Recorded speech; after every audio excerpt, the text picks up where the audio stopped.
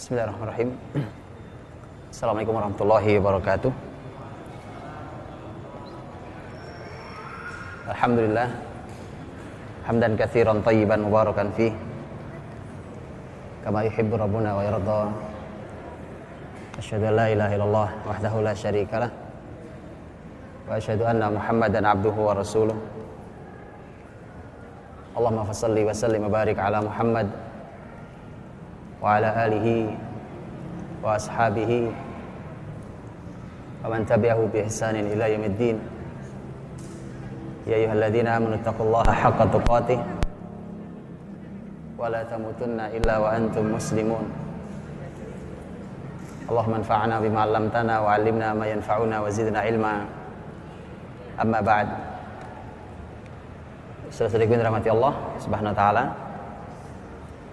bersyukur pada Allah Subhanahu wa taala kita hadir di Masjid Al-Huda Komplek Timah ini untuk membahas sebagai sebuah awalan untuk membahas tentang teladan kita, tentang manusia terbaik yang Allah hadirkan di muka bumi ini.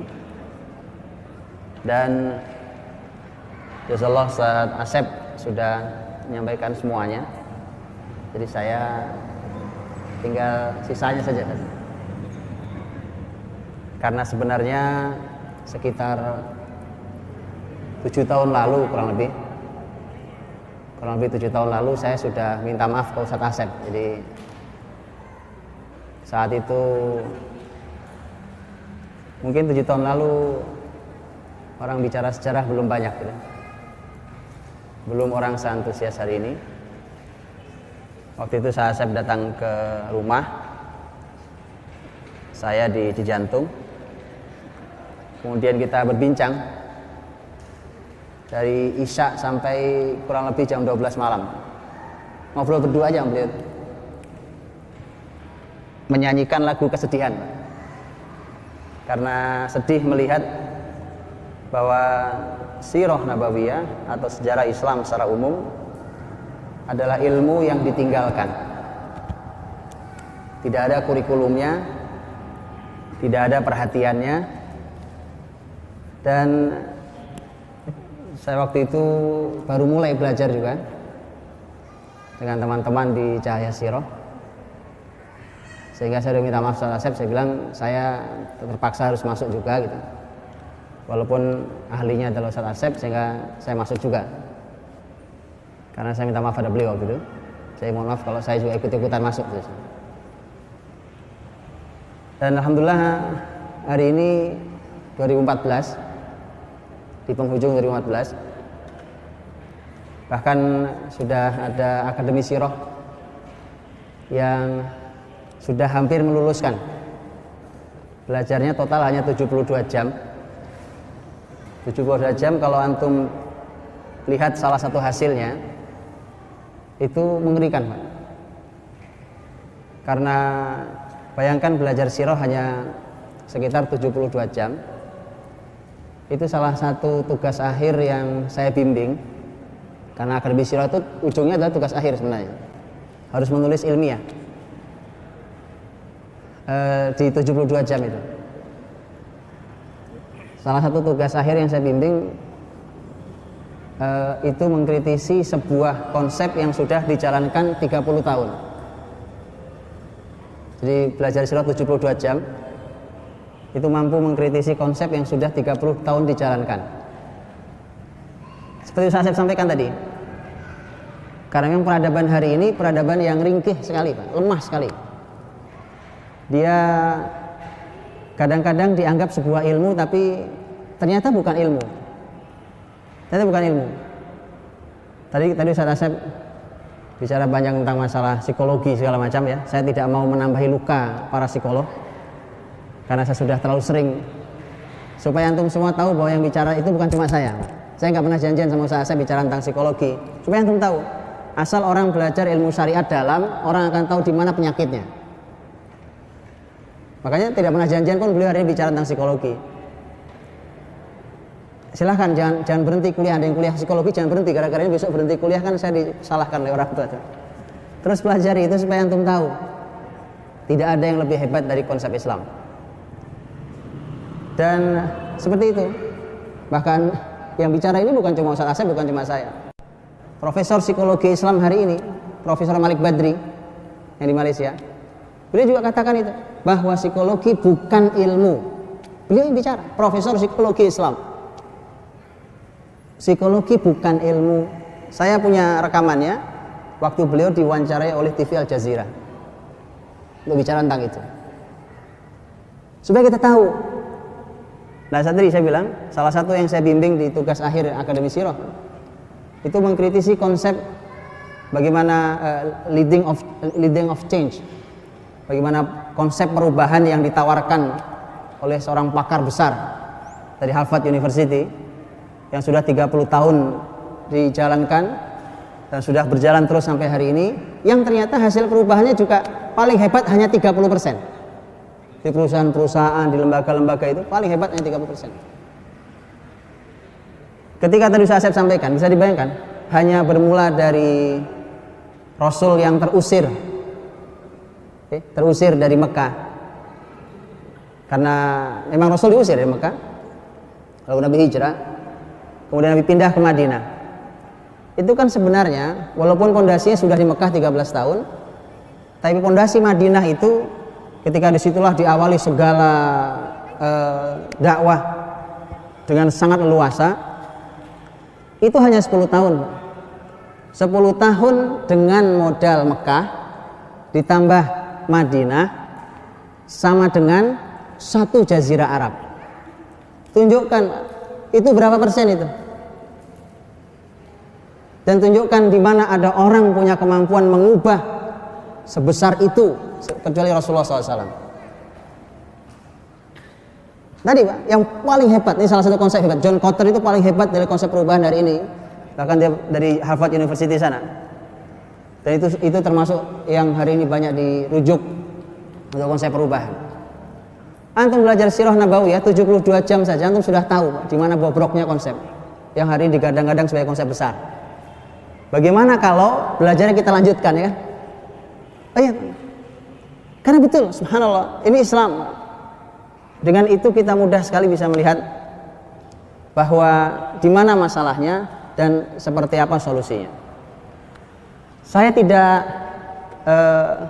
membahas panjang lebar tentang masalah yang tadi saya sampaikan Ustaz Asep, itu sudah sangat banyak dan cukup. Saya cuma menambahi sedikit tentang bagaimana sirah itu dibaca agar ia bisa bekerja pada kehidupan kita hari ini.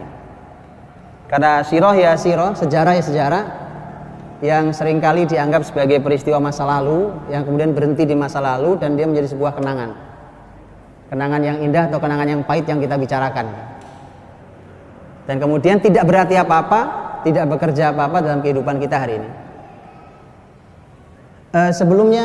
Sebelum saya masuki poin per poin,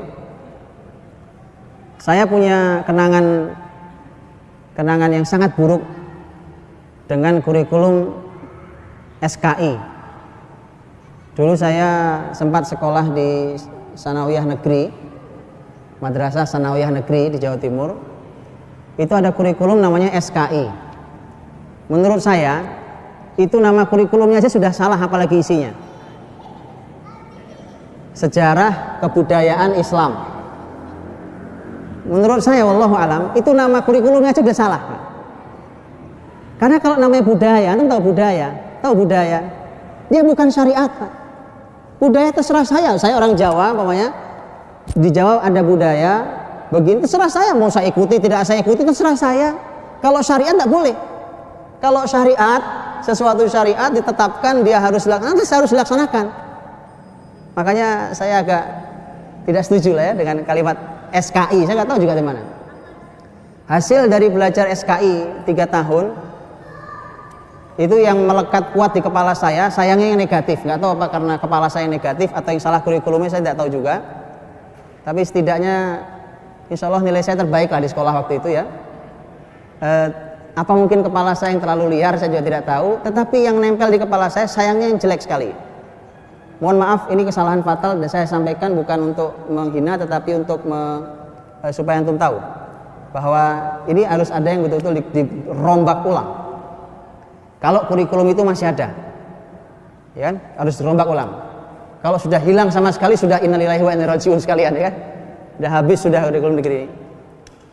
Yang masih nempel di kepala saya dan itu cukup lama saya untuk menghilangkan adalah kalimat yang hadir di kepala saya, entah dari mana datangnya, entah dari buku, entah dari guru yang menjelaskan.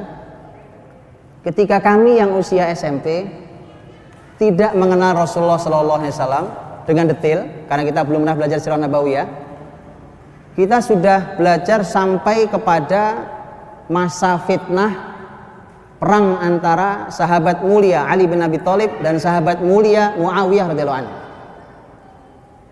Muncullah kalimat bahwa Muawiyah itu orang licik, Amr bin As itu seorang politisi yang sangat licin seperti belut.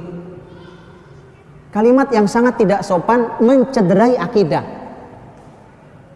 Mencederai akidah. Rasul mengatakan la tasubbu ashabi. Jangan kalian hina sahabatku. Itu akidah. Itu bukan fikih. Itu akidah. Memuliakan sahabat Nabi SAW akidah. Karenanya kalau ada kelompok yang menghina sahabat Nabi pasti sesat. Karena ini urusannya akidah. Maka dari itulah ini kenangan ini mudah-mudahan tidak ada di teman-teman yang lain. Karenanya begitu hari ini kita mulai mendalaminya, maka mudah-mudahan bisa menghadirkan yang lebih baik. Jadi kalau teman-teman di Akademi Sirah mudah-mudahan ke depan juga ada yang membuat diantaranya membuat kurikulum untuk negeri ini, level TK, SD, SMP, SMA, kampus gitu ya. Mudah-mudahan ada yang membuatnya secara sistematis sesuai dengan usianya dan berurutan dengan baik. Alangkah luar biasanya itu. Dan cukuplah bahwa kalimatnya Ali ini bukan Ali bin Abi Thalib, tapi ini Ali putranya Husain, cucunya Ali bin Abi Thalib. Ali bin Husain yang mengatakan kunna nu'allam maghaziyan Nabi SAW kama nu'allam suratan minal Quran, bahwa kami diajari tentang perang-perang Nabi, tentang sejarah Nabi SAW seperti kami diajari salah satu surat dalam Al-Quran. Itu pula yang disampaikan oleh cucunya Sa'ad bin Abi Waqqas radhiyallahu anhu, yang nama siapa namanya? Sulaiman bin Muhammad bin Sa'ad bin Waqqas atau Ibrahim, cucu Sa'ad bin Waqqas, ketika mengatakan bahwa saya, kata beliau, diajari oleh ayah saya. Ini bicara adalah cucunya Sa'ad bin Waqqas radhiyallahu anhu. Saya diajari ayah saya tentang perang-perang Nabi SAW. Kemudian ayah saya berkata, hadhihi ma'athiru abaikum fala tudayyi'uha. Inilah jejak ayah-ayah kalian yang luar biasa itu, maka jangan kau sia-siakan ini, jangan kau abaikan. Itu kurikulum besar memang. Hanya tinggal bagaimana caranya supaya sirah nabawiyah atau secara Islam secara umum itu terbaca dengan baik oleh kita hari ini dan bekerja. Itu paling penting, bekerja untuk kehidupan kita hari ini. Saya berikan beberapa poin, mudah-mudahan bisa menjadi muqaddimah. Tentu nanti aplikasinya adalah ketika teman-teman mulai belajar di Akademi Sirah. Yang pertama adalah bahwa sirah nabawiyah ini secara khusus adalah sejarah Nabi SAW, adalah merupakan aplikasi dari Quran dan Sunnah. Karenanya Quran tidak akan terbaca dengan baik kecuali dengan mempelajari sirah nabawiyah. Quran tidak akan terpelajari dengan baik kalau kita tidak membaca sirah nabawiyah.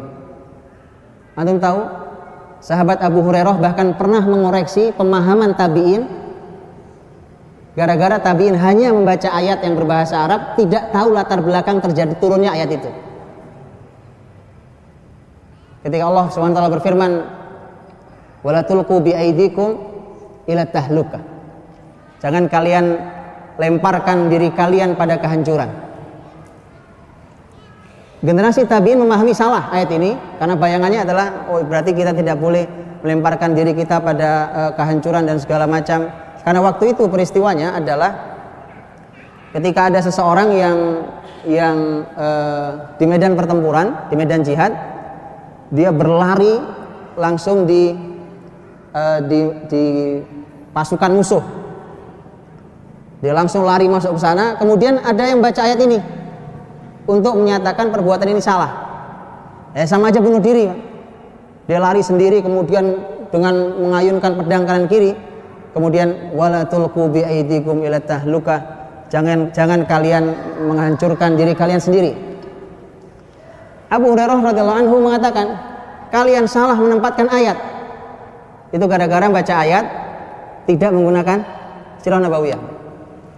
Kalian salah menempatkan ayat. Ini ayat, hadhil ayat nazalat fina indama sa'at akhlaquna. Ini ayat turun pada kami ketika mulai buruk akhlak kami. Diturun tentang kami ketika akhlak kami mulai turun jatuh. Ketika muslimin saat itu mulai kaya, mulai banyak harta, mulai dibuka dunia oleh Allah SWT dengan penaklukan-penaklukan yang ada, kemudian kami lebih senang untuk istirahat, untuk duduk dibandingkan pergi ke medan jihad. Kemudian turun, jangan kalian lemparkan diri kalian pada kehancuran. Artinya berarti justru kalau Anda tidak berjihad, justru itu kehancuran. Bukan kalau berjihad terus mati itu kehancuran, mati itu kemuliaan. Jadi karenanya sirah nabawiyah itu harus dipahami tidak terpisah dari ayat dan hadis Nabi SAW.